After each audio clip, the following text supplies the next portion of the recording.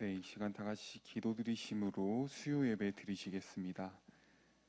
하나님 아버지 참 감사드립니다. 오늘도 예배 가운데 우리를 불러주시고 이 시간 특별히 고난 주간으로서 주님 앞에 다시 한번 우리 삶 가운데 일하시는 그 예수님의 그 일하심들을 저희가 다시 한번 더욱더 묵상할 수 있는 기회를 주셔서 너무나도 감사드립니다. 우리의 삶에 바빠서 주님, 이 시간들을 저희가 그냥 지나 보내는 것이 아니라 더욱더 저희 마음속에 저희 삶 가운데 그 고난 가운데 일하시는 하나님을 더욱더 깊이 묵상할 수 있도록 우리의 분주함 가운데 주님을 더욱더 바라볼 수 있는, 집중할 수 있는 그런 시간이 되길 원하오니 이 시간 주님 일하여 주시옵소서. 예배 끝나는 시간까지 계속해서 주님의 뜻을 구하며 주님께서 원하시는 모습들을 저희가 깨닫길 바라오니 주님 일하여 주시옵소서. 감사드립니다. 예수님 이름으로 기도드립니다. 아멘. 다 같이 420장 찬양 드리시겠습니다.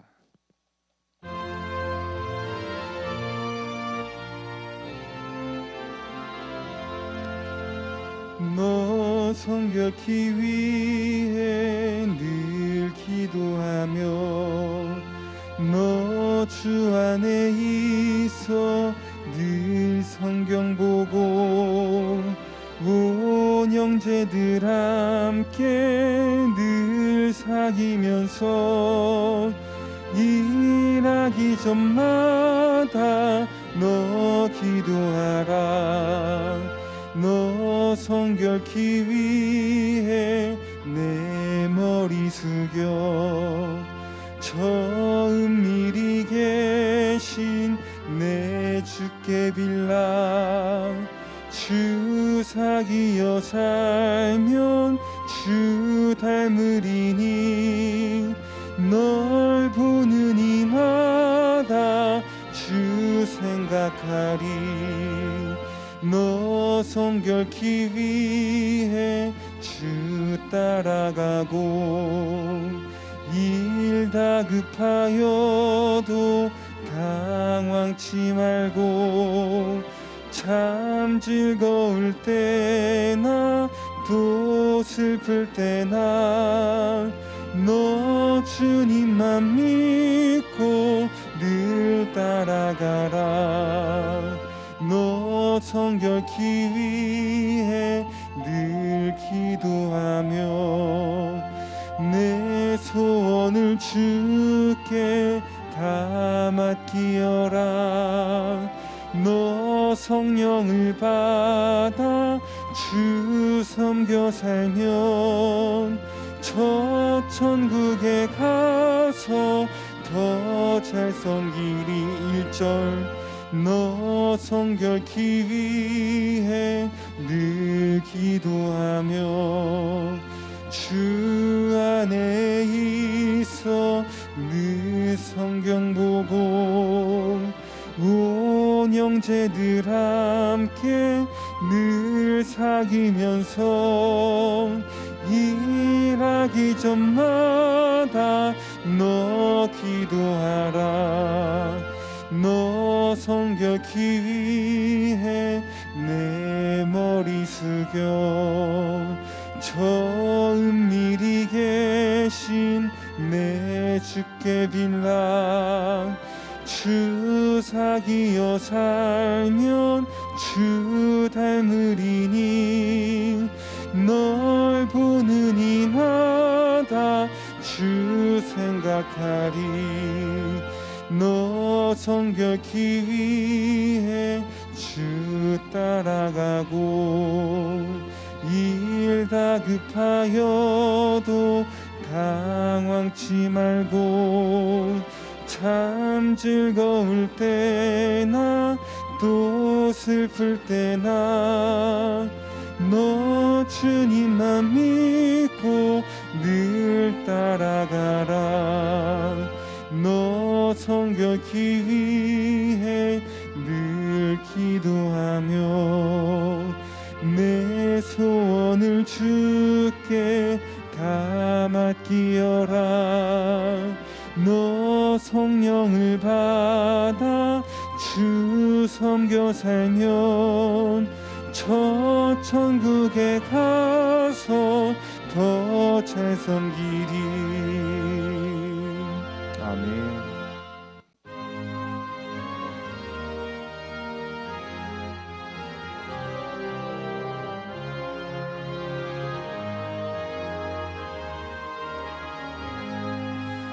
너 시험을 당해 죄 짓지 말고 너 용기를 다해 곧 물리치라. 너 시험을 이겨 새 힘을 얻고 주 예수를 믿어 늘 승리하라. 우리 구주의 힘과 그의 위로를 빌라. 주님 내 편에 서서 항상 도우시리. 내 친구를 삼가 잘 선택하고 너 언행을 삼가 늘 조심하라. 너 열심을 다해 늘 충성하고 온 정성을 다해 주 봉사하라. 우리 구주의 힘과 그의 위로를 빌라. 주님 내 편에 서서 항상 도우시리. 잘 이기는 자는 상 받으리니 너 낙심치 말고 늘 전진하라. 내 구세주 예수 힘 주시리니 주 예수를 믿어 늘 승리하라. 우리 구주의 힘과 그의 위로를 빌라. 주님 내 편에 서서 항상 도우시리. 1절 너 시험을 당해 죄 짓지 말고 너 용기를 다해 곧 물리치라. 너 시험을 이겨 새 힘을 얻고 주 예수를 믿어 늘 승리하라. 우리 구주의 힘과 그의 위로를 빌라. 주님 내 편에 서서 항상 도우시리. 내 친구를 삼가 잘 선택하고 너 언행을 삼가 늘 조심하라. 너 열심을 다해 늘 충성하고 온 정성을 다해 주 봉사하라. 우리 구주의 힘과 그의 위로를 빌라. 주님 내 편에 서서 항상 도우시리. 잘 이기는 자는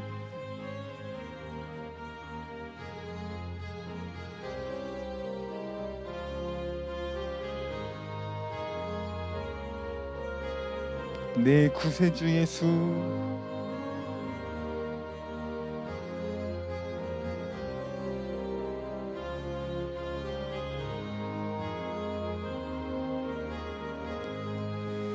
우리 구주의 힘과 그의 위로를 빌라. 주님 내 편에 서서 3절 한번 더 찬양합시다.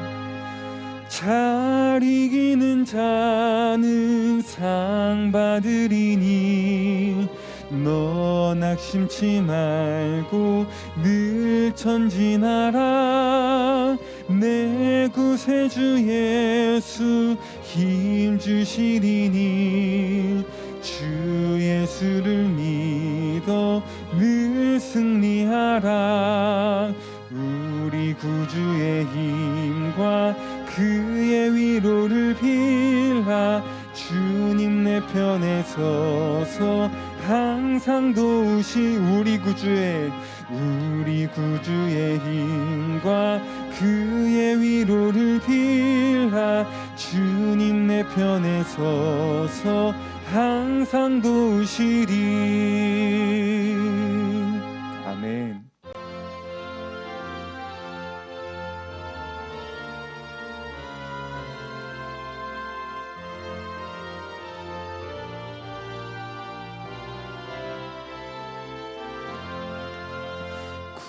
구주와 함께 나 죽었으니 구주와 함께 나 살았도다. 영광의 그날에 이르도록 언제나 주만 바라봅니다. 언제나 주는 날 사랑하사 언제나 새 생명 주시나니 영광의 그날에 이르도록 언제나 주만 바라봅니다.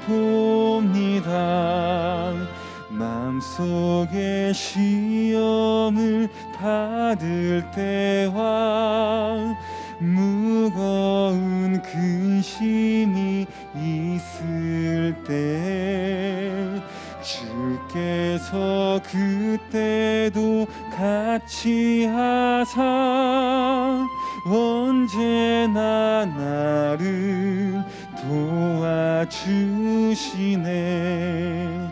언제나 주는 날 사랑하사 언제나 새 생명 주시나니 영광의 그날에 이르도록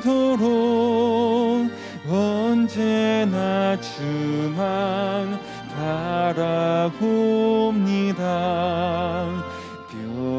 아픈 눈물을 흘릴 때와 쓰라린 마음으로 탄식할 때 주께서 그때도 같이 하사 언제나 나를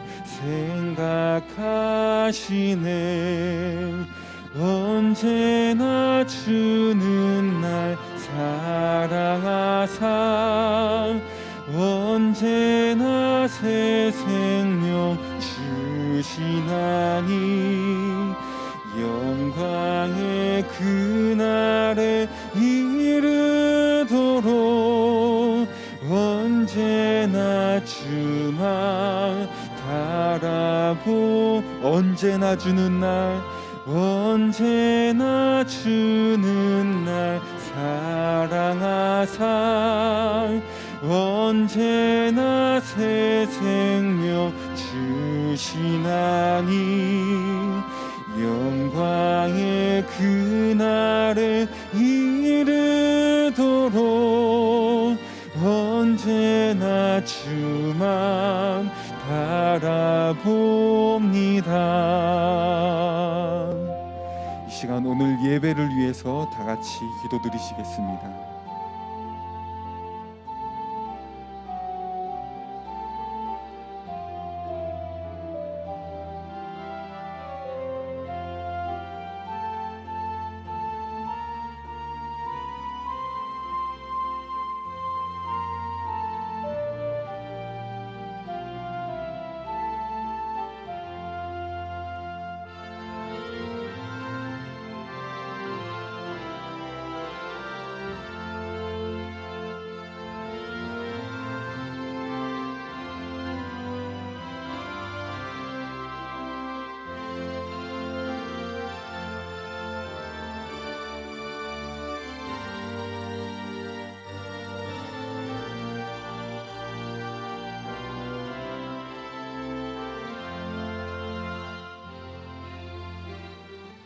하나님 감사합니다. 하나님 예배할 수 있는 귀한 시간 주시며 참으로 감사합니다. 이 시간 저희들의 마음을 아버지께 활짝 엽니다. 은혜로 함께하여 주셔서 이 시간 깨닫는 이 말씀 속에서 또 우리가 기도하는 이 시간 속에서 하나님의 은혜를 풍성하게 누리는 경험하게 되는 복된 예배가 되어질 수 있도록 끝나는 시간까지 성령께서 많이 역사하여 주시옵소서. 열매 맺는 교회에 속한 자들 한 사람 한 사람 찾아가 주시고 그들의 삶에 하나님께서 주인이 되어주시는, 하나님을 높여드리는, 하나님께만 의지하고 하나님께만 소망을 두는 그런 사람들 될 수 있도록 그들의 삶을 하나님 이 시간 더 성령으로 덮어주셔서 하나님께서 원하시는 바 하늘의 일이 그들의 삶 가운데 온전히 나타날 수 있도록, 그래서 하나님께서 온전히 영광 받으실 수 있을 그런 삶을 살 수 있는 자들 될 수 있도록 열매 맺는 교회 속한 자를 한 사람 한 사람 다 찾아가 주시고 지금 은혜로 덮어 주시옵소서. 끝나는 시간까지 저희들의 생각을 특히 지혜와 명철로 채워 주실 하나님의 그 은혜를 다시 한번 간구드리며 예수님 이름으로 기도합니다. 아멘. 역대하 20장 말씀 1절부터 읽도록 하겠습니다. 여호사밧이라고 하는 왕 지금 이야기를 보고 있고요.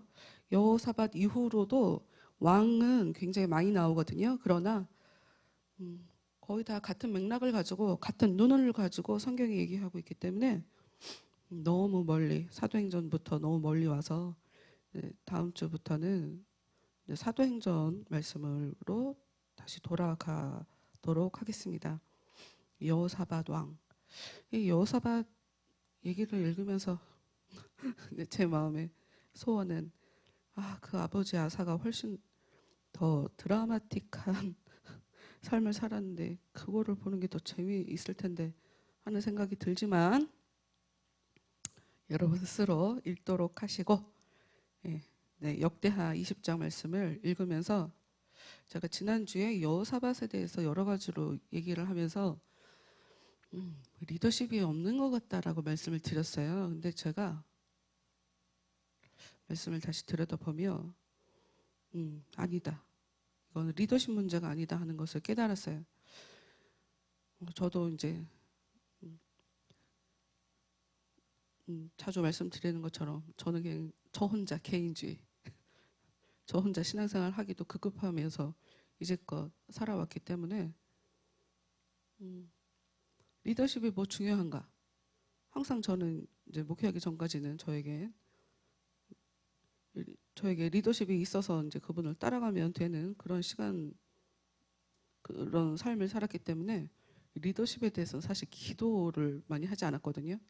근데 그게 이제 간단한 문제가 아니다 하는 것을 이제 깨달으며 그 부분이 저한테는 굉장히 심각한 기도 제목이란 말이에요. 그래서 저도 모르게 착각했던 것 같아요. 이 사람이 문제가 아니라 그냥 백성들이 문제였다. 그래서 이 여호사밧을 보면서 여호사밧이 문제였다라고 얘기한다면 그럼 예수님도 예수님의 리더십의 문제라 이스라엘 백성들이 예수님을 다 죽였다 하는 얘기하고 비슷하게 그런 맥락이 닿게 돼서 그 부분은 아닌 것 같다. 이제 제가 지난주에 말씀드렸던 거 취소해요. 네. 여호사밧 봅시다. 역대하 20장 1절. 그런데 얼마 지나지 않아서였다. 전쟁을 했다는 건 아시죠? 아하방과의 전쟁이 일어났었죠. 이제 말씀 예언대로 아하방은 죽었죠.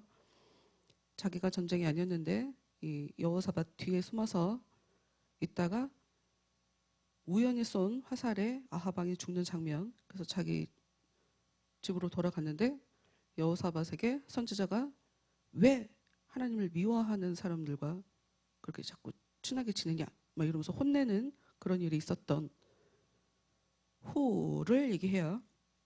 얼마 지나지 않아서였다. 모압 족속과 암몬 족속이 큰 군대를 이끌고 여호사밧을 치러 왔다. 유다 남쪽의 마온 족속들까지 그들과 합세해 있었다. 나 지난주에도 여기 읽으면서 마온인가 미온인가 이랬는데 또 그러네. 2절. 전령들이 달려와서, 죄송해요 여러분, 전령들이 달려와서 여호사밧에게 다급한 사정을 알렸다. 엄청난 군대가 에돔에서부터 서쪽의 해안선을 타고 몰려옵니다. 그들은 이미 하사 손담 아래 이르렀습니다. 여호사밧이 몹시 놀라 모든 것을 여호와께 맡기기로 결심하고 유다 온 나라에 금식을 선포하였다. 유다 온 백성이 예루살렘으로 모여와서 여호와께 도움을 간구하였다.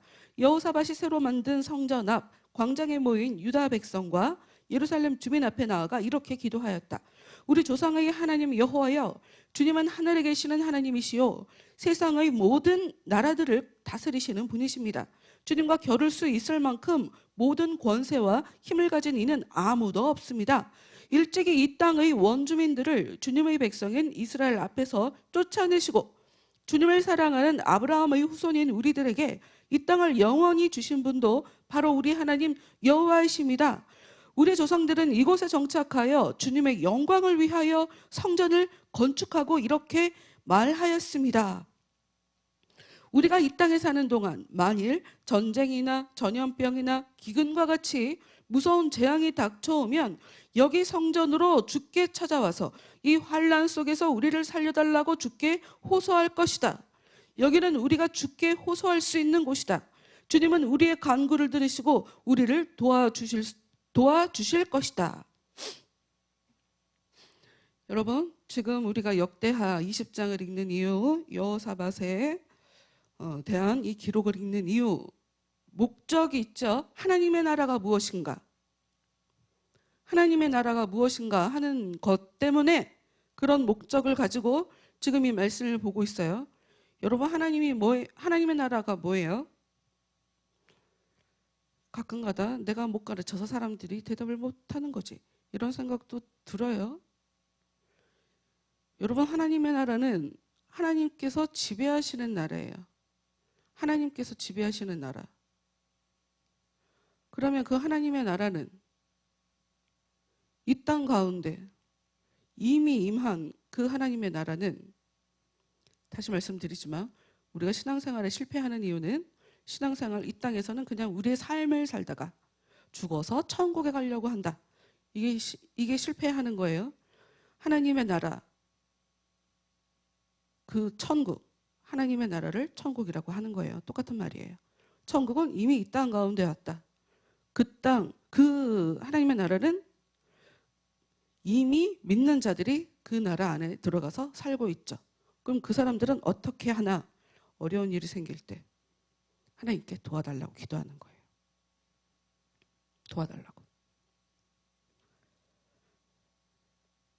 도와달라고 기도할 수 있는 거예요.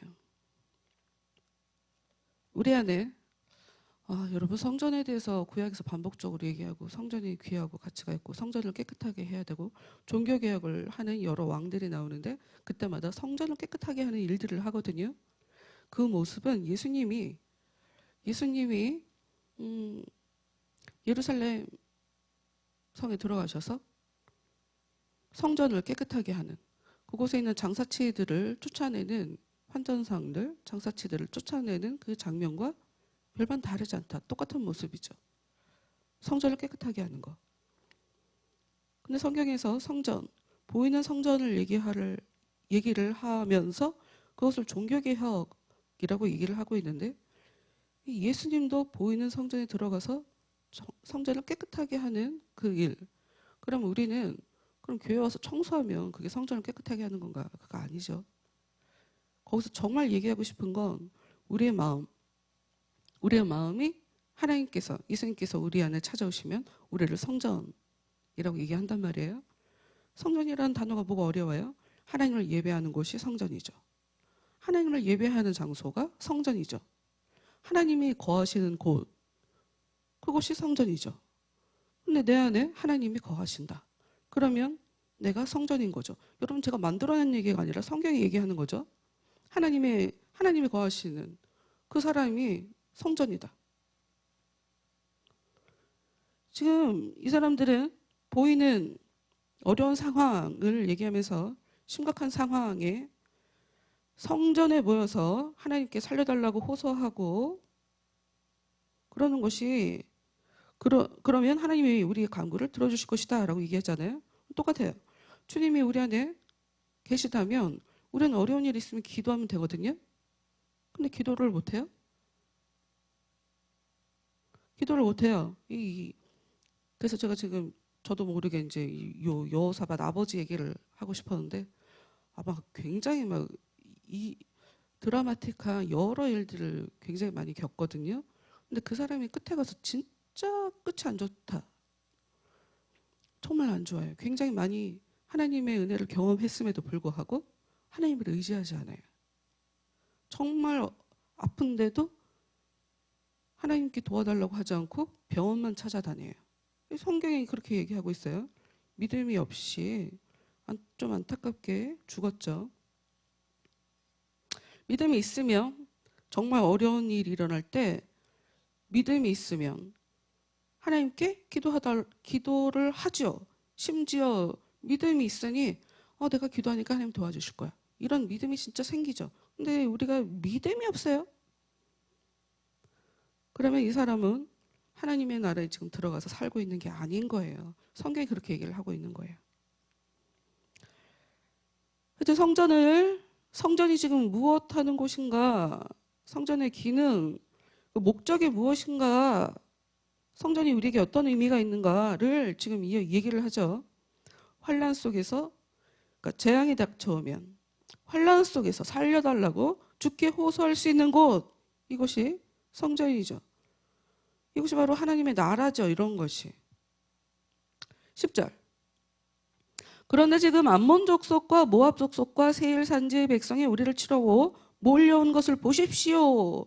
일찍이 이스라엘 백성이 애굽에서 나올 때 주님은 우리 조상들에게 저 백성들이 이 땅으로 들어가는 것조차도 금하셨습니다. 그래서 우리 조상들은 그들의 땅을 멀리 돌아서 통과하고 그 백성들을 해친 일이 없습니다. 그런데 그들은 이제 도리어 주께서 우리에게 주신 이 땅에서 우리들을 쫓아내려고 왔습니다. 우리 하나님 여호와여, 주께서 대신 그들에게 벌을 내려주시지 않겠습니까? 저 엄청난 군대에 대항하기에는 우리 힘이 너무도 약합니다. 도대체 우리가 어떻게 해야 할지도 모르겠습니다. 그래서 오직 우리는 지금 주님만 바라보고 있습니다. 이게 지금 하나님의 나라를 살아가고 있는 사람들, 이 땅에서 하나님의 나라를 살아가고 있는 사람들이 자연스럽게 보이는 모습이죠. 이 어려운 일이 생길 때 기도하며 하나님 도와주십시오. 저는 약합니다. 하나님이 일부러 약한 자를 들어서 쓰시죠. 일부러 그러시는 것 같아요. 일부러. 첫째가 아니라 둘째를 잡고, 첫째가 아닌 둘째를 통해서 계속 하나님의 그 기업을, 믿음의 그 기업을, 그 구원 사역을 성취해 가시는 모습. 그리고 이스라엘과 남유다가 갈라진 모습을 보면요, 여러분. 나라가 갈라졌을 때 이스라엘과 남유다는 계속 싸웠어요. 계속 싸웠어요. 누가 더 센가요? 이스라엘이 더 세죠. 북쪽 사람들이 더 세요. 거기는 열지파니까. 그럼 전쟁을 하면 누가 강하겠어요? 이스라엘이 더 강하죠. 근데 우리는 알고 있어요. 누가 살아남았나? 남유다가 살아남죠. 전쟁에서도 실제로 하나님께 기도했을 때 남유다가 살아남는 장면이 나와요. 그 차이는 하나님을 정말 제대로 믿고 안 믿고의 차이예요. 나 머릿속에 막 이것저것 돌아다니면 나 사도행전 가려면 몇 주 더 있어야 될 것 같고 참. 또 넘기네요, 제가. 저도 모르게.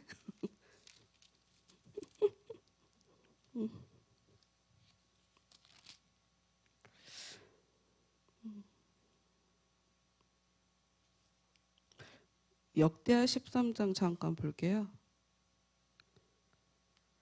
약해도 상관없는데 이유가 있어요.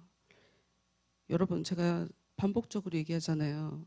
하나님 믿는 사람이 내가 가진 게 없다고, 사회적인 지위가 없다고, 내가 약하다고, 이런 거 갖고 기가 죽으면 믿음 없는 거예요. 믿음 없는 거예요. 약하다고 하나님 무조건 도와주는 줄 아세요? 이러시면 안 되는데, 약하다고 무조건 도와주시는 거 아니에요. 약할 때 강함 대신에, 맞죠? 약할 때 강함 대신에. 근데 사람들은 약한 거를 자존심 상해해요. 약한 걸 싫어해요. 강해지고 싶어 해요. 기도할 생각조차 못할 정도로 자기가 약한 거를 싫어해요. 하나님, 저는 약한 게 싫습니다. 하나님, 저는 약합니다. 하나님, 제가 강해지게 해주세요. 이렇게 못해요. 못해요. 안 해요. 믿음이 없어서 그래요. 근데 약한 게 상관없다. 하나님을 믿기 때문에. 철저히 그 관점으로 이야기를 하고 있단 말이에요. 역대하 13장에 4절 말씀 볼게요. 4절. 이제 남쪽이랑 북쪽이랑 이제 싸우는 장면이에요. 4절에 양쪽 군대가 서로 대치하고 있을 때 이제 이야기를 하는 거죠. 5절. 이스라엘의 하나님 여호와께서 다윗과 영원히 변하지 않을 계약을 체결하셨던 일은 너희도 분명히 알고 있을 것이다. 그때 남쪽 왕이 북쪽 사람들한테 얘기하는 거예요. 그때 여호와께서는 다윗과 그의 자손들에게 온 이스라엘을 통치할 권세를 영원히 맡겨주셨다. 그런데도 솔로몬의 신하였던 여로보암은 주인을 배반하고 스스로 왕이 되었다. 그리고 쓸모없고 포악하기만 한 무리들이 여로보암에게로 북쪽으로 몰려들자 솔로몬의 아들 르호보암보다 더 강하게 되었다. 남쪽은 약해요. 북쪽은 강하죠. 그때 르호보암은 그러한 폭도들을 진압할 수 있을 만큼 경험도 없고 마음도 여린 사람이었다. 그런데 이제 북쪽 너희가 또다시 일어나 여호와께서 친히 다윗의 후손에게 맡겨주신 이 나라를 뒤엎으려고 하고 있다. 이것은 바로 여호와의 통치권을 빼앗는 일이다. 너희는 우리보다 배나 많은 군대에다가 여로보암이 신으로 만들어 섬기는 금송아지까지 끌고 나왔다.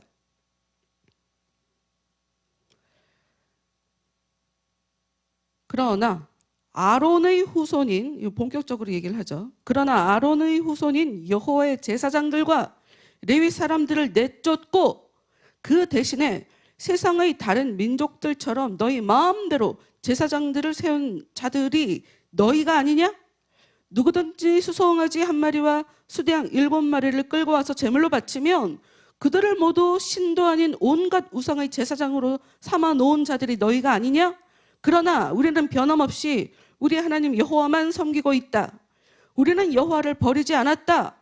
아론의 후손들은 여전히 제사장으로 여호와를 섬기며 레위 사람들은 그들이 맡은 임무를 수행하고 있다. 우리는 매일 아침 저녁으로 여호와께 번제와 분향을 드린다. 제물의 식탁에도 언제나 규칙적으로 12덩이의 거룩한 떡을 2줄로 진열하고 저녁마다 금 등잔에 불을 켜놓는다. 우리는 우리 하나님 여호와를 한 마음으로 섬기고 있으나 너희는 그분을 버린 지 오래다. 자, 보아라. 하나님께서 친히 우리 편에 서서 우리를 인도해 주신다. 여호와의 제사장들도 너희를 치도록 이곳에 와서 나팔을 불 준비를 하고 있다. 이스라엘 백성들아, 너희 조상의 하나님 여호와와 싸우지 말라. 너희가 결코 당해내지 못할 것이다. 여러분, 하나님의 나라가 우리의 마음에 이미 임했다면 기죽지 않아요. 상대가 강하더라도 기죽지 않아요. 내가 하나님 편인 걸 알아요. 내가 하나님 편인 걸 알아요. 이 남쪽 이 사람들이 북쪽 사람들에게 당당할 수 있었던 이유가 이거예요. 우리는 하나님이 시키신 대로 빡빡할 수는 있죠. 제사장은 각자 자기가 제사장이 해야 할 일은 제사장만 하고 레위인이 할 일은 레위인이 하고, 근데 북쪽 사람들은 자기들이 하고 싶은 대로 마음대로 한다. 하고 싶다고 하면 시켜준다.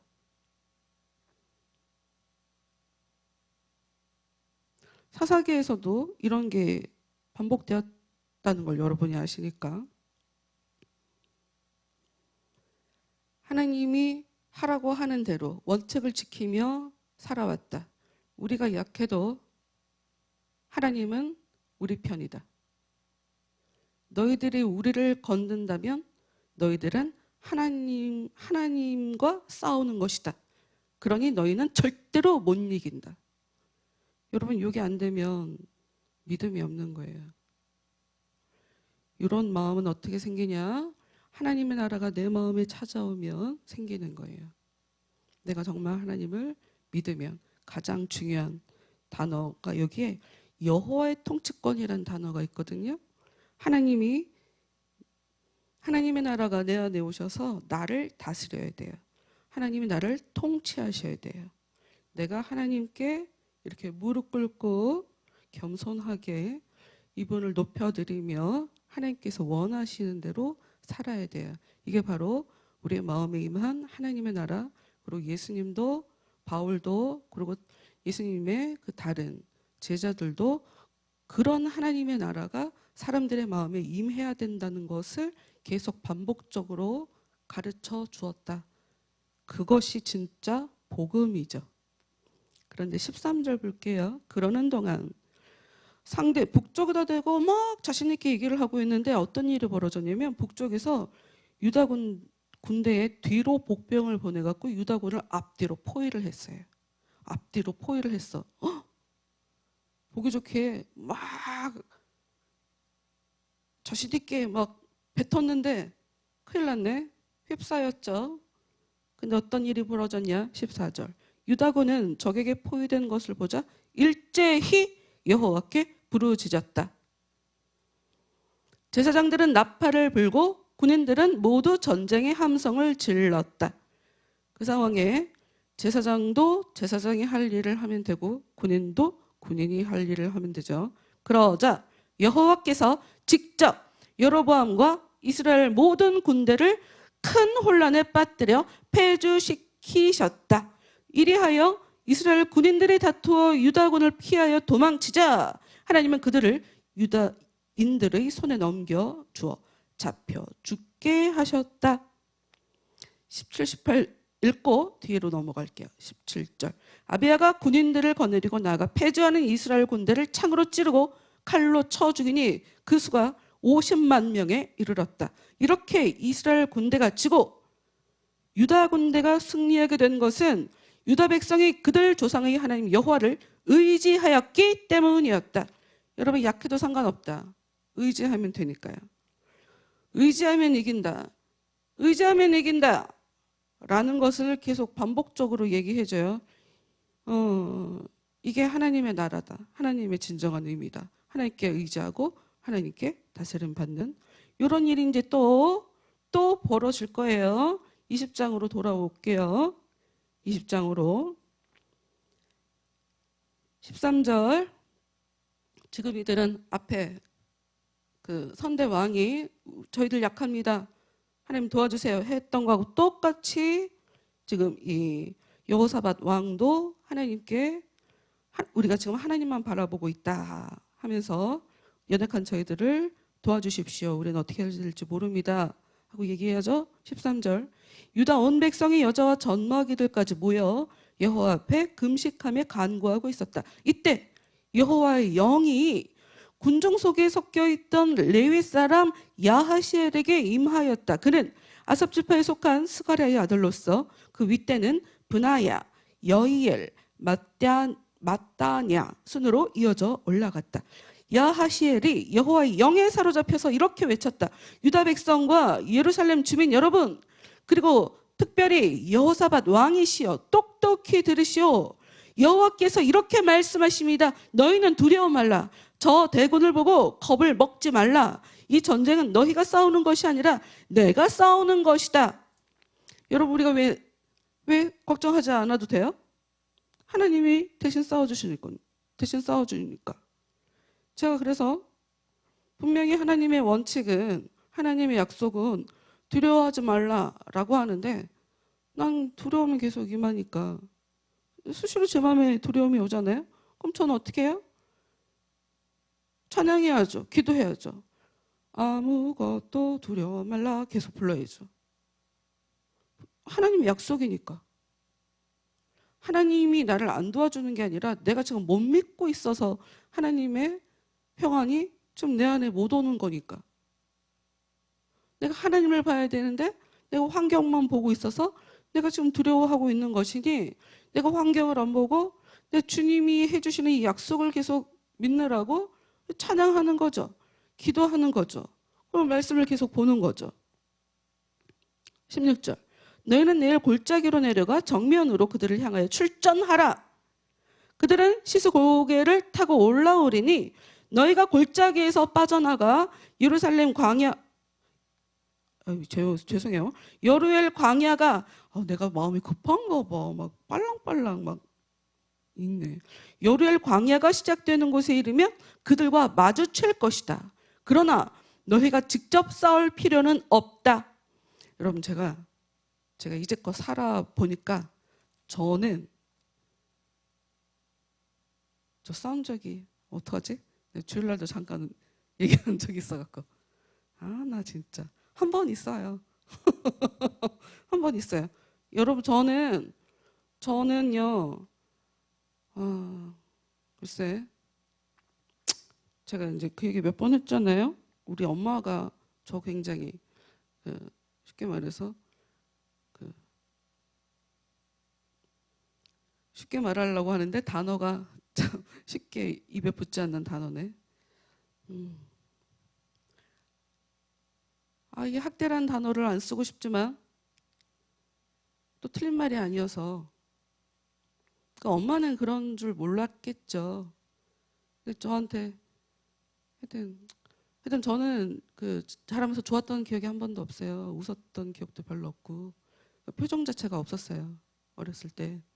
근데 시집 오고 난 이후에 그럼 제가 막 기쁘고 행복하게 살았을까? 또 그러지 못했어요. 제가 하나님 앞에 불순종하니까 5년을 날마다 싸웠다고 했잖아요. 맞다. 그리고 제가 며칠 전에 요즘 오은영 박사?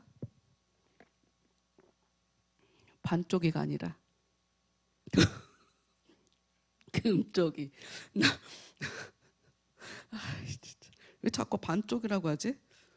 금쪽이. 내가 그 방송을 단 한 번도 본 적이 없어요. 단 한 번도. 왜 그런지 모르겠어. 그런데 며칠 전에 자기가 혼자 자동으로 재생되고 있더라고, 유튜브에서. 그래서 제가 잠자고 있는데 소리가 들려요. 그걸 봤거든요. 처음으로 봤어요, 그 방송을. 근데 내가 얼마나 울었는지 몰라요. 너무 마음이 아프더라고. 뭐냐면 나는 그러니까 내가 하나님의 사랑은 받아봤는데 내가 사람한테 사랑을 많이 못 받아본 거야. 그것도 몰랐지. 그것도 잘 몰랐지. 근데 이제 결혼하고 나서 날마다 싸우니까 남편도 나를 사랑하지 않는구나를 그냥 믿으며 살았던 것 같아요. 믿으며. 근데 어찌됐건 하나님이 시키신 결혼인 거는 내가 너무 잘 알고 있으니까 그 믿음을 놓지 않으려고 하나님 붙잡고 사느라고 내가 우리 아이들에게 와 진짜 너무 못되게 했구나. 내가 어저께 우리 딸이랑 같이 밥을 먹으면서 내가 미안하다고 얘기를 했거든요. 그 방송을 보면서 너무 미안했다. 그러니까 내가 은혜를 알고 있으니 내가 내 자식한테 상처 준다는 거를 내가 모르고 있는 거예요. 그러니까 아주 쉬운 예로 울면 울지 마. 울지 마. 그러니까 아들들 상대적으로 이제 제가 딸, 아들 이렇게 돼 있으니까 이 아들들에게는 어려서 그런지 좀 얘기를 많이 해줬던 것 같아요. 나 설명 되게 많이 해줬거든. 근데 딸한테는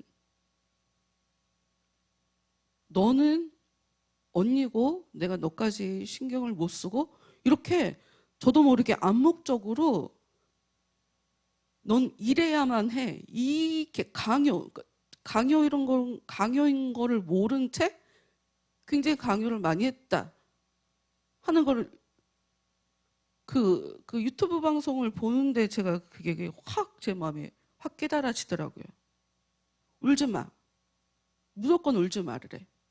그냥 왜 울어? 뭐 이렇게 물어보면 되는데 제가 지금 무슨 얘기를 하고 싶으냐면 여러분 우리는 자라오는 환경 속에 완벽한 인간이 없잖아요. 우리는 전부 다 그 부모님들이 자식들한테 온전한 모습으로 아무리 완벽한 부모라도 좋은 것만 줄 수는 없어요. 근데 문제는 뭐가 문제냐면 이 자식들이 자기가 자기 안에 상처가 있는 것도 모르는 상태로 커서 자기가 상처 주고 있는지를 모르는 상태로 또 그 후손들에게 상처를 주고 있더라고요. 그런 일이 계속 반복되는 거야. 그러니까 내가 하나님을 안다. 그러니까 저도 긴 시간을 제가 은혜를 안다라고 하는 그 사실, 그리고 또 내가 주위를 볼 수 없으니까 근심 걱정하면 안 돼? 두려워하면 안 돼? 하나님 또 나한테 계속 그런 얘기를 해주셨으니까 그렇게 내가 그러니까 믿음이 넘어지지 않으려고 믿음을 붙잡으려고 나도 모르게 하나님만 붙잡고 있는 과정 중에 나도 모르게 자식들을 방치를 했다고 해야 되나? 방임을 했더라고요. 이것도 사실 학대거든. 그러니까 이제 그게 이제 와서 깨달아지는 거지. 그러니까 우리는 우리의 삶에 두려워하지 말라라고 써 있어. 그리고 내가 웃잖아요. 괜찮아. 뭐 이렇게 생각도 할 수 있고 나를 설득시킬 수도 있고 그럼 진짜 괜찮은 줄 착각하면서 10년, 20년 살아요. 10년, 20년 산다고. 한참 흐른 뒤에 내가 아무것도 못하는 상태가 되면 그때 가서 자기 실체를 그때 가서 파악할 수 있는 게 우리란 말이죠.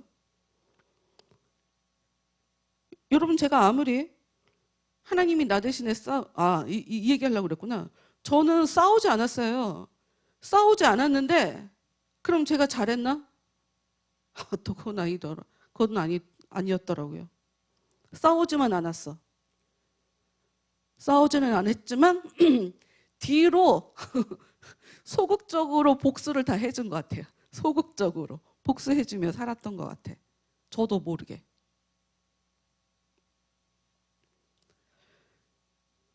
여러분 하나님은 전쟁이 당신이 우리를 위해서 대신 싸우는 거라고 지금 얘기를 하거든요. 근데 우리는 요런 말씀이 써 있어도 하나님이 나 대신 싸운다. 그래서 내가 믿어야 된다. 내가 하나님을 더 높여드려야 된다. 내가 하나님을 더 의지해야 된다. 라고 하는 그 생각을 하며 믿음으로 살면 얼마나 좋겠어요? 그러나 하나님이 우리 대신에 싸운다는 사실 자체를 생각을 하지 못하죠.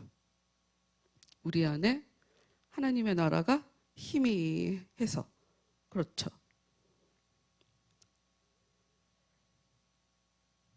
17절 중간 볼게요. 그러므로 유다와 예루살렘에 조금도 두려워하지 말고 겁내지 마라. 내일 너희는 그들을 향하여 출전하기만 하면 나 여호와가 너희와 함께하며 대신 싸우리라.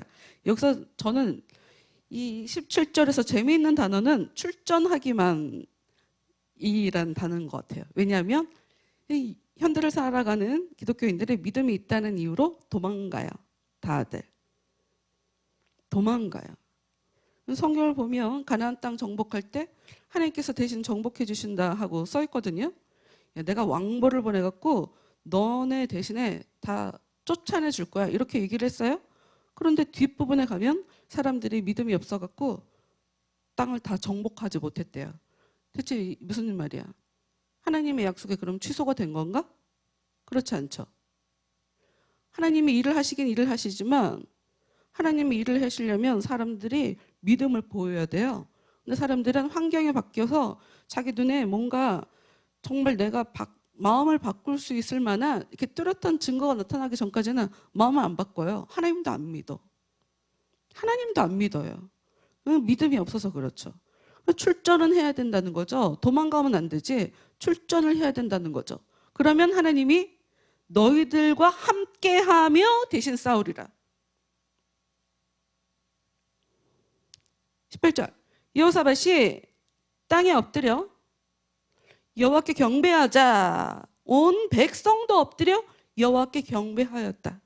그러자 그아스의 후손들 가운데 고라 족속에 속하는 레위 사람들이 일어나 큰 소리로 이스라엘의 하나님 여호와를 찬양하였다. 하나님께서 원하시는 일이 지금 계속 진행되어져요. 왕이 정말 제대로 하나님 앞에 엎드려 경배하니 백성들도 따라서 엎드리고, 그리고 레위 사람들이 그 다윗 때에 이르러서 다윗이 그 성전을 제도를 정비를 하면서 성전 안에서 노래하는 사람은 레위 사람으로만 채우는 그런 게 나오거든요. 여기도 지금 이 레위 사람이 하나님을 찬양을 하는 그런 모습이 나와요. 20절. 다음 날 이른 아침 백성들이 드고와 광야로 출발할 때 여호사밧이 그들 앞에 서서 이렇게 말하였다. 유다 백성과 예루살렘 주민 여러분, 여러분의 하나님 여호와를 의지하십시오. 그리하면 여러분이 강해질 것입니다. 여러분, 의지해야 강해진대요. 여러분의 하나님 여호와께서 세우신 예언자를 믿으십시오. 그리하면 여러분이 승리할 것입니다. 믿으면 승리한대요. 여호사밧은 온 백성의 지휘관들과 의논한 다음 성전 기수들에게 성가대원의 예복을 입혀 모든 군대의 선두에 세워놓았다. 이상한 장면이죠. 전쟁을 하러 가야 되는데 전쟁하는 군대 앞에 성가대가 있어요. 그리고 그들에게 노래를 계속 불러 여호와를 찬양하게 하였다. 여호와의 사랑은 언제까지나 변함이 없으니 너희가 모두 주님을 찬양하라. 성가대원들이 노래를 시작하자 여호와께서 유다 백성을 향하여 밀려 들어오는 원수들을 혼란에 빠뜨려 서로 쳐 죽이게 하셨다. 처음에는 암몬 족속과 모압 족속이 세일 산지에서 온 지원군들에게 달려들어 모조리 쳐 죽이더니 다음에는 암몬 군대와 모압 군대가 서로 달려들어 저희들끼리 쳐 죽였다. 자기들끼리 싸워서 쳐 죽이고 있어요. 유다 사람들이 광야를 한눈에 볼 수 있는 산마루에 이르러 적진을 내려다보니 땅바닥에 누워있는 시체들만이 즐비할 뿐 살아남은 사람은 한 사람도 없었다. 이겼어요. 전쟁이 굉장히 크게 이겼어요. 전리품을 모아 드리는 데만 3일이 걸렸대요. 엄청 많았대요. 26절. 나흘째 되는 날 그들은 브라가 골짜기에 모여 하나님께 감사하였다. 그래서 베들레헴에서 남서쪽으로 9.6km 지점에 있는 그 골짜기의 이름이 감사의 골짜기가 되었고 그 이름이 오늘날까지도 그대로 사용되고 있다. 그들은 모두 여호사밧을 선두에 세우고 예루살렘으로 다시 기쁘게 돌아왔다. 여호와께서 원수들을 물리치는 큰 기쁨을 그들에게 안겨주셨기 때문이었다. 그들은 비파와 수금을 뜯고 나팔을 불며 예루살렘으로 돌아와 여호와의 성전으로 향하였다. 여호와께서 유다 백성의 원수들을 쳐서 멸망시키셨다는 소식이 전해지자 사방의 모든 나라가 하나님을 두려워하게 되었다. 그래서 그 이후로는 여호사밧이 태평성대를 누리게 되었다. 하나님 여호와께서 모든 국경선을 지켜주셨기 때문이다. 여호사밧이 하나님께서 버리신 이 시험을 아주 통과를 잘 한 거예요. 그래서 그 이후로는 태평성대를 살게 되었대요. 31절. 여호사밧의 삶을 이제 마무리를 하는 거예요. 여호사밧은 35세에 유다 왕이 되어 25년 동안 수도 예루살렘에서 다스렸다. 그의 어머니는 실히의 딸 아수바였다. 여호사밧은 아버지 아사를 본받아 살았고 여호와께서 옳게 보시는 일들만 하였다. 그러나 유다 백성 가운데 그 조상의 하나님을 온전히 섬기지 않는 사람이 남아 있었으므로 가나안 원주민의 신들을 섬기는 제사처들이 전국에 그대로 있었다. 제가 굉장히 여러 가지로 역대 열왕기 하랑 역대 하를 섞어보면서 저 여호사밧이 리더십이 없다고 판단을 잘못했던 것 같아요. 다시 말씀드리지만 취소. 여호사밧은 하나님께서 원하시는 대로 어찌 보면 성급하게 아합 왕과 사돈을 맺는 그 장면을 보면 이 반복적으로 사사기부터 나오는 일들인데요. 평소에는 그러니까 살만할 때는 맘대로 살아요. 이방 사람들과도 교류를 계속하고 그 신들도 믿고 그러다가 진짜 힘든 일이 생기면 하나님 앞에 엎드리죠. 그런 일이 지금 이때까지도 반복을 하게 되는데 그 아사 같은 경우에는 그 아버지 아사 같은 경우에는 처음에 잘 나가다가 뒤에 가서 믿음이 그가 믿지 못하는 이제 그 결과를 가져오면서 처음은 좋은데 끝이 안 좋았던 그런 편이었다고 보는데 어찌됐건 이 여호사밧은 아버지가 물려준 그 재물들 나라에 힘이 굉장히 강했으니까 그러니까 그것을 바탕으로 아합과도 그리고 이제 아람 나라에도 교류를 할 만큼 가진 게 있어서 좀 하나님 보시기에 죄인이다 할 만한 그런 일들을 했었죠. 그러나 이제 선지자의 예언자의 책망을 듣고 그 이후로 이 사람의 삶은 완전히 바뀌어요. 그리고 책망을 듣고 더 이상 이제 북이스라엘과 교류를 하지 않았다 하는 그런 말씀이 있었잖아요. 어찌됐건 그럼에도 불구하고 이 33절 말씀이 가나안 원주민의 신들을 섬기는 제사처들이 전국에 그대로 있었다. 이건 나라가 망할 때까지 계속 있어요. 참 안타까운 거예요. 왜 그걸 안 없앴는지는 모르겠어요. 계속 없어지지 않더라고요. 근데 이제 왕이 하나님 앞에 잘 살면 그것도 점점 사라지는 추세가 생기고 이 왕이 하나님 앞에 방자하게 살면 이게 또 제사처들이 또 활성화가 되고 그런 일이 계속 반복적으로 나타나게 되죠.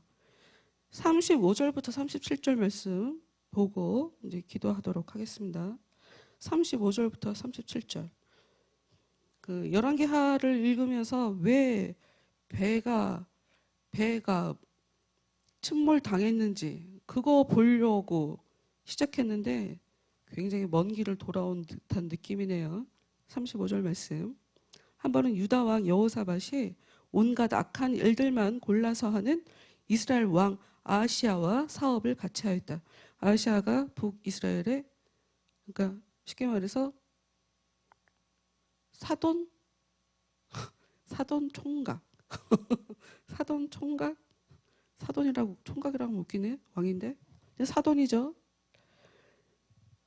36절 그들은 함께 다시스로 운행하는 함대를 건조하기로 약속하고 아카바만 북단의 에시온게벨에 조선소를 차렸다. 이때 마레사 출신인 도다와 후의 아들 엘리에셀 예언자가 여호사밧을 책망하였다. 왕께서 온갖 악행을 골라서 하는 아하시아와 손을 잡으셨으니 여호와께서 그 무역 선단을 모조리 파손시키실 것입니다. 과연 그 선단은 출항하자마자 파손을 당하여 다시스에 한 번 가보지도 못하였다. 제가 이런 거가 이제 두루두루 섞여갖고 이 여호사밧이 끝이 안 좋았다 하고 생각했던 것 같아요. 하여튼 뭐 그거는 제가 저도 성경 보면서 실수할 수 있죠. 그랬던 거고 어찌됐건 이 여호사밧이 아합 왕과 교류했다는 이유로 책망을 들어서 더 이상 북이스라엘을 가지 않았는데 또 이렇게 조선소를 차려서 같이 또 돈을 벌어보겠다고 계획하는 바람에 또 선지자에게 예언자에게 또 꾸중을 듣는, 책망을 듣는 이런 장면들이 나오죠. 마지막 모습이 요래서, 그리고 이제 저희가 가지고 있는 개역개정을 보면 이 시간에 대한 구별이 없어요. 그래서 이게 마지막 모습인 것처럼 그렇게 나와서 하여튼 그래서 제가 마지막에 끝이 안 좋았다라고 생각을 했었던 건데, 어찌됐건 여호사밧이 굉장히 하나님 앞에 이제 끝 마무리하는 모습을 보면 하나님께서 북이스라엘보다 약하지만, 그리고 쳐들어오는 그 외국들보다 약한 모습을 갖고 있지만 이제껏까지 하나님을 의지하고 삶을 잘 살고 정말 하나님께 도와달라고 부르짖고 하는 이런 과정 속에 정말 기적처럼 하나님이 그들의 전쟁을 대신해서 싸워주시는 이런 장면들까지를 통해서 아무리 힘을 갖고 있는 북이스라엘이지만 그들이 소망에 있는 것이 아니라 약한 것처럼 훨씬 더 적은, 뭐 수치상으로 보면 실제로도 모인 사람들을 따져봤을 때 10분의 1 정도가 되더라고요. 근데 유다 족속에게 훨씬 더 소망이 있었고, 북이스라엘이랑 싸웠을 때도 남쪽이 이기게 되고, 그리고 외국에서 쳐들어왔을 때도 하나님께서 그 하나님을 의지하는 이 남쪽 사람들을 전쟁에서 이길 수 있도록 도와주시는 그런 일. 그래서 이것을 통해서 우리가 깨달아야 할 것은, 예수님은, 그리고 바울은, 예수님의 제자들은 하나님의 나라를 복음으로, 복된 소식으로 사람들에게 계속 제시했어요. 하나님을 믿어라 이거죠. 하나님을 믿으면 안식을 누릴 수 있다. 도움을 받을 수 있다. 이게 복음인 거예요, 여러분. 이게 복음인 거예요. 그러니까 교회를 단순하게 출석하는 거가 중요한 게 아니에요. 보세요. 이 유다 사람들 중에도 하나님이 아니다 싶으니까 북쪽과 남쪽을 이렇게 갈라내잖아요. 믿음의 자손인 이삭에게 큰 아들과 작은 아들을 갈라내잖아요. 아브라함도 믿음으로 낳지 않은 이스마엘을 하고 이삭을 갈라내잖아요. 그러니까 아버지가 똑같아도 하나님은 아닌 건 아닌 거야. 교회를 다녀도 다 똑같은 게 아니에요. 우리한테 중요한 건 단순하게 교회를 출석하는 것이 아니라 내가 정말 믿음을 가지고 정말 하나님을 의지하는 마음으로 사는 것, 이것이 중요한 거고, 하나님을 정말 의지한다면 우리가 갖고 있는 이 연약함들, 그리고 주일에도 잠깐 이 부분을 말씀드렸는데, 인간의 죄는 반드시 결핍의 문제로 우리들에게 나타난다니까요. 저도 우리 엄마가 하나님께 계속 불순종하면서 저한테 하여튼 뭐 여러 가지로 힘들게 하면서, 하여튼 뭐 돈도 다 집안에서 없어지고 가족 간의 화목도 없어지고 뭐 이런 과정에서 굉장히 결핍한 상태에서 제가 하나님을 만났고, 근데 이것이 회복될 때까지, 그러니까 저도 지금 완전한 회복이 됐다라고 얘기하는 거 아니에요. 근데 그러나 이제 이건 이제 제 생각이고, 주위에서 볼 때는 뭐 저희 집이 완전히 바뀌었다고 얘기하죠. 그러나 이제 저는 좀 더 많은 걸 바라는 거죠, 하나님께. 진정한 하나님의 나라가 우리 가정에 제대로 이렇게 뿌리가 내리려면 우리 아이들 모두가 정말 자기 신앙으로 하나님 앞에 제대로 서야 하니까 이제 그것을 두고 저는 지금도 이제 계속 기도하고 있어요. 여러분, 믿음이 뭐예요? 믿음이, 사람들이 믿음이 잘 뭔지 몰라. 어찌됐건 교회 출석하는 거 굉장히 중요해요. 정말 중요해요. 교회 출석 안 하는데 어떻게 믿음이 생겨? 말도 안 되지. 그러나 아주 그냥 코로나에 다들 익숙해져 갖고 이제 방송으로 편하게 예배 드리고 계시는 여러분, 아니 곤란하다. 몸이 나아야 된다. 몸이. 응? 하나님이 여러분 마음에만 은혜를 줬으면 좋겠어요? 그런 걸 원하는 건 아닐 거 아니야. 우리 가정에 정말 실제적으로 누가 봐도 객관적으로 하나님이 역사하고 계시구나, 하나님이 복을 주고 있구나, 이런 걸 원하는 거 아니에요? 그런 하나님을 당연히 기대해야지. 아니 하나님의 나라가 죽어서 가는 게 아니라 이 땅에서 찾아온다고 했는데, 하나님의 나라가 왔다고 했는데 삶은 엄청 힘들다고 계속, 좀 이상하잖아. 과도기에는 힘들 수는 있으나 예수님도 돌아가셔갖고 바로 그냥 사흘 만에 다시 부활하셨지. 뭐 몇 년 있다가 몇십 년 있다가 그렇게 계속 사람들 우리가 예수님을 몰라보고 죽였어 이렇게 냅두지 않았잖아요. 사흘 만에 다시 살아나셨잖아. 이거 속지 말아요. 내가 신앙생활은 잘을 하지만 삶은 무슨 일인지 모르겠지만 하여튼 이렇게 힘들어. 이런 얘기에 속지 마세요. 대부분 하나님이 원하는 대로 살지 않으니까 좋은 일이 안 벌어지는 거더라고요. 불만이 있으면 찾아오세요. 개인적으로. 개인적으로 찾아와. 진짜니까. 마음의 근심 걱정 누구나 다 해요. 저도 해봤고, 저도 제가 그랬잖아요. 저도 내가 상처가 있는 거를 나도 모르게 우리 딸한테 상처를 줬었더라 옛날에. 내가 그거를 지금 몇 년 만에 깨달은 거야. 30년 만에 깨달은 거야. 아휴.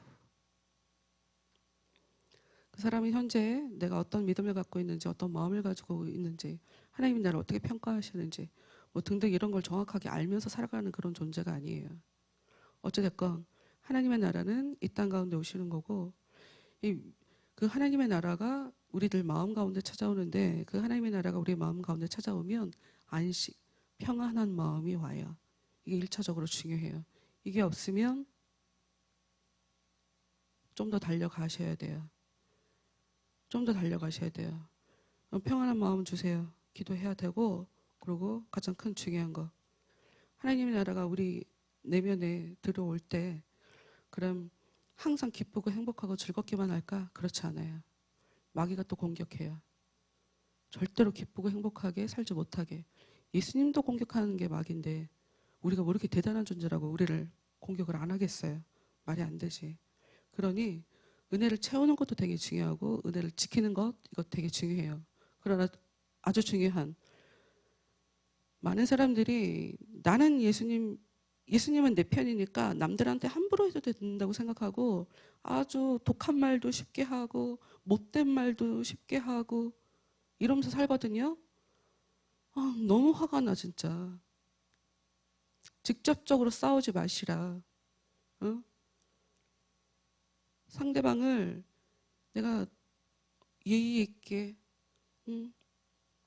고운 마음으로, 그 친절한 마음으로 대하지 않으면서 하나님이 여러분을 친절하게 대해 줄 거라는 것을 기대하지 마시라. 그런 일은 없다.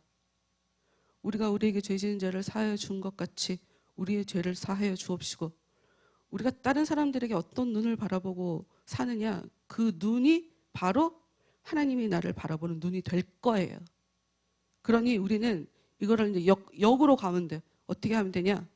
하나님, 저 사람을 제가 고운 눈으로 바라볼 수 있게 도와주세요. 이런 걸 기도해야지.